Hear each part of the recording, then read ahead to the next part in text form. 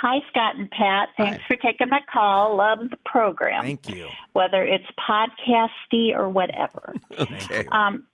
Okay, so I don't hear a lot of talk about this kind of stuff because there's a lot about saving up for retirement.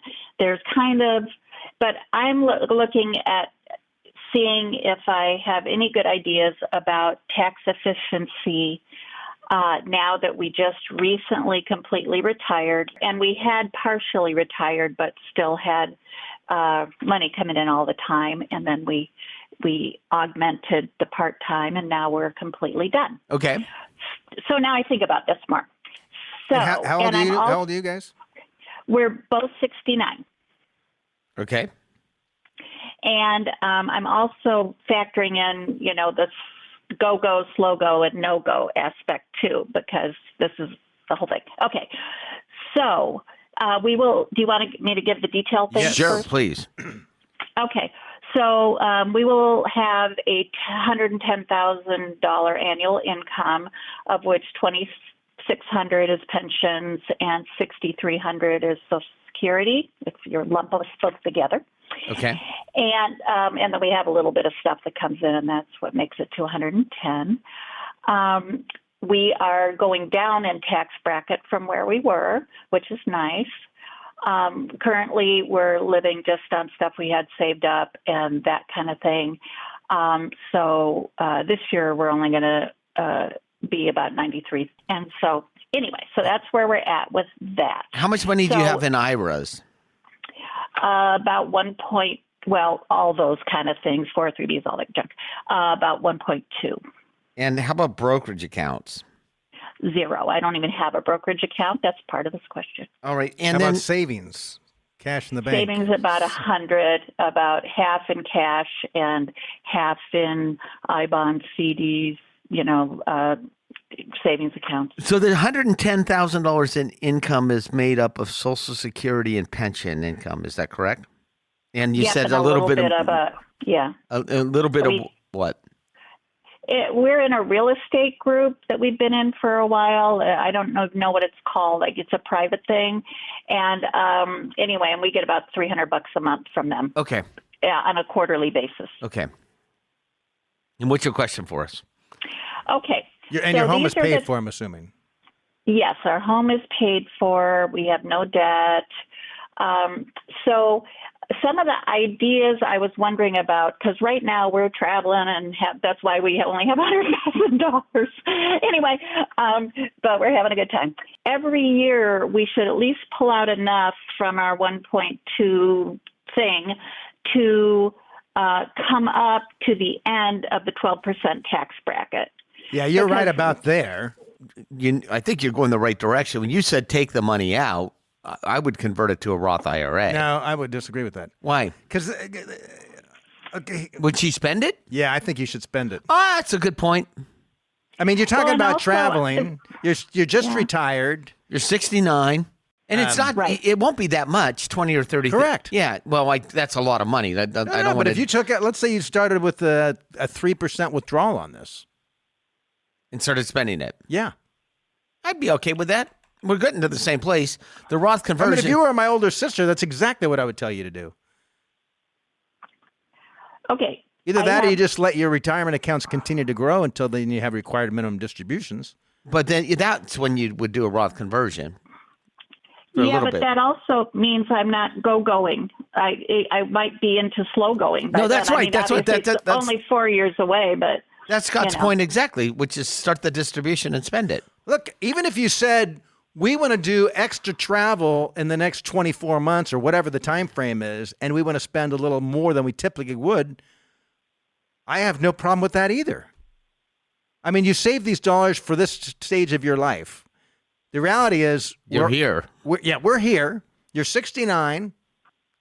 Odds are at least one of you is going to be alive in the 90s, if not both. Statistically, at least one of you will be alive in the 90s. So we need to make sure we have income for that. But you've got Social Security and pension, and you've got quite a bit saved relative to the amount of income you already have coming in. And by the way, it's the pension income that makes you comfortable saying spend this. Sure, because it's like that net whatever present value that I learned from you guys Yeah, too. that's right, yeah. But can And I the Social ask you my Security. quick 4 things so that, because what my plan was to not go into the 22% tax bracket very much, because I don't like to do that. I'd rather do other Well, you're going to be in a like, 20 in a couple years from now. You'll be forced to be in that bracket, and then exactly. the rates That's are why going I thought it's good now to take some out, because at least it'll be a little less. Yeah, no, I know, because we're going to be way over by the time we That's get right. Yeah, there. that's right. So it wouldn't be the biggest driver. It's good if you could stay out of it. But if you said, hey, I want to go to the Amazon, but I'm not going to do it because it drives me into a 22% bracket, I'd say that's a mistake. Okay, but can I ask you these 3 things? You can go Sure. real quick through 'em.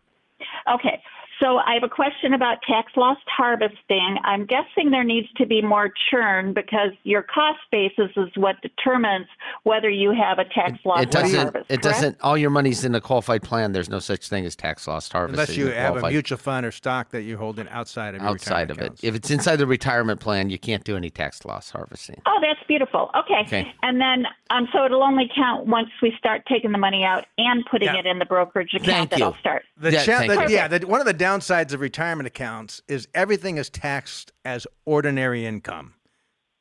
Right. So if you bought NVIDIA stock and Apple stock 20 years ago in your IRA and you made a killing on those 2 stocks, rather than having a capital gains tax when you sold them, or even a step-up basis if you held it to death, you would have it's all going to be taxed as ordinary income, either while you're living or at your death.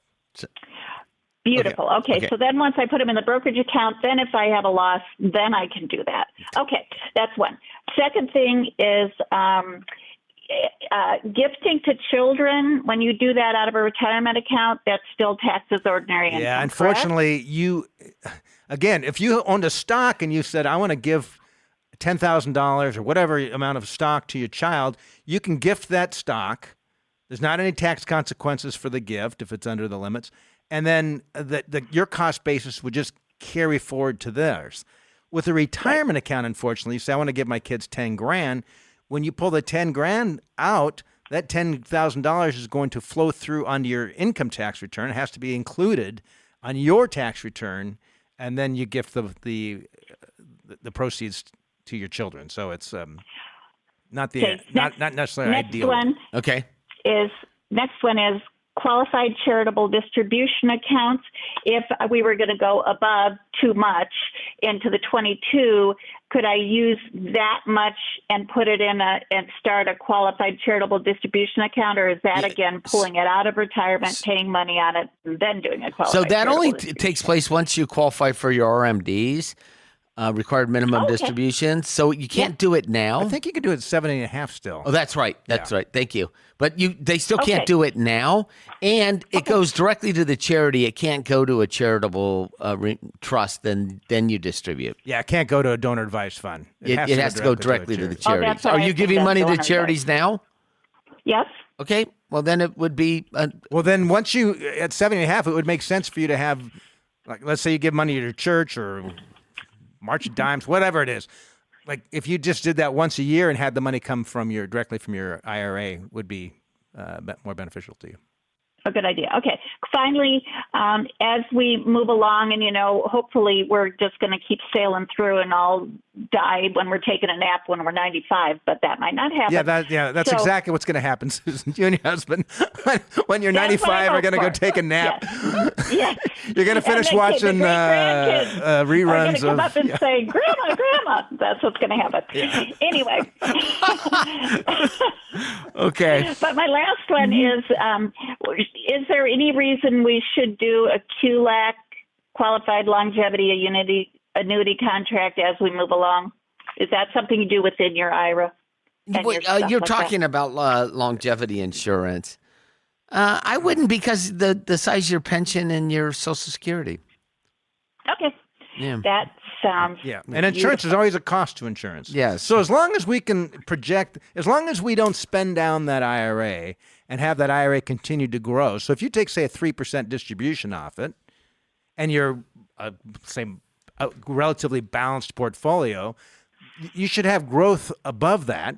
I mean, historically, stocks have done about 7 percentage points above that of the rate of inflation. So if let's say your 50-50 portfolio, maybe some real estate or whatever, if you can plan on saying earning 3 to 4 percentage points above that of the rate of inflation, that means you can pull out 3 to 4 percentage points every year and Still keep up with inflation. Yeah. I mean, And then obviously, some. on an annual basis, your account's going to float all over, but over a long period of time. Yep. And I could start right now this year, but once we get to RMDs, we'll be getting so much money then I shouldn't take a 3% anymore, right? But you just talked about the qualified charitable distributions too. So you don't have any choice. You have to take it. It's going to be out. about 3.5% once you hit age. Yeah. So you don't take what we're telling you now and the required minimum distribution. We're just saying you can start taking money out For early. right now. Yes. The So 3%. So appreciate the call. Congrats on Thank the you. full-time retirement. Yeah. Hey, thank you so much. I appreciate you a lot. All right. right, Thanks, enjoy. Susan. Wish you well.